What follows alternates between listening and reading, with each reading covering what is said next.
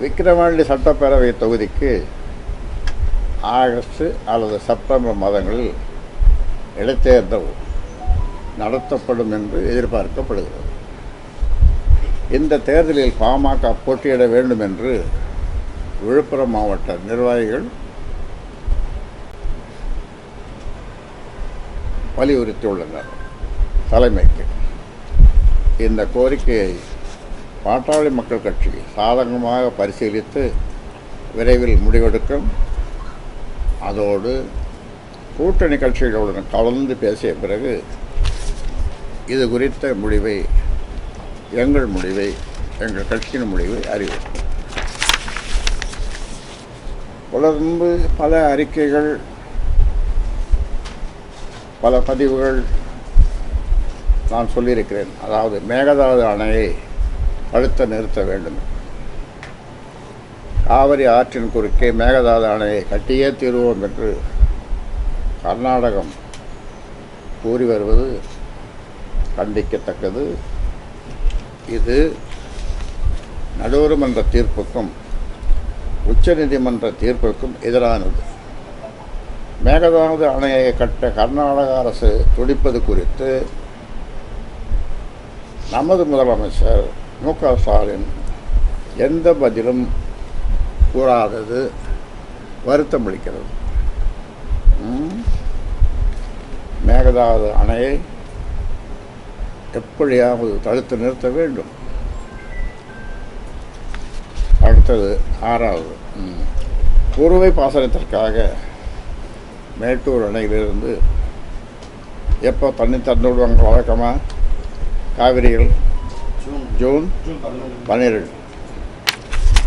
ஆனால் மேட்டூர் அணை இப்பொழுது வறண்டு கிடக்கிறது. ஜூன் 12 திறக்கப்பட வேண்டும். ஆனால் வறண்டு கிடக்கிறது மேட்டூர் அணை. இன்னும் ஒரு மாதம் மட்டுமே உள்ள நிலையில் மேட்டூர் அணை வறண்டு கிடக்கிறது. கர்நாடகம் தண்ணீர் தராத நிலையில் குறுவை சாகுபடிக்கான மாற்று வழிகள் என்ன என்பதை காவிரி பாசன மாவட்ட உழவர்களுக்கு தமிழக அரசு அறிவுறுத்த வேண்டும். 7வது, இதற்கு தடையின்றி மும்முனை மின்சாரம் உழவர்களுக்கு வழங்க வேண்டும். காவிரி பாசன மாவட்டங்களில் 5 லட்சம் ஏக்கருக்கும் கூடுதலான பரப்பளவில் கோடைக்கால சாகுபடி செய்யப்பட்டது. நெல், பருத்தி, எள், பயிர் போன்ற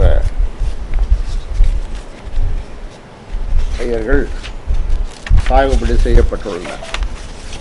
காவிரியில் தண்ணீர் இல்லாத நிலையில் நிலத்தடி நீரையே நம்பியிருக்கின்ற விவசாயிகள் இந்த சாகுபடி, ஆனால்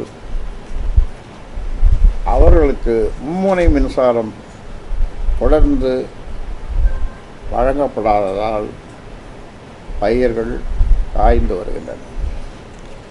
ஒரு நாளைக்கு 16 மணி நேரம் மும்முனை மின்சாரம் வழங்கப்படுவதாக தமிழக அரசு சொல்லிக் கொண்டிருந்தாலும் உண்மையில் 8 மணி நேரம் கூட மும்முனை மின்சாரம்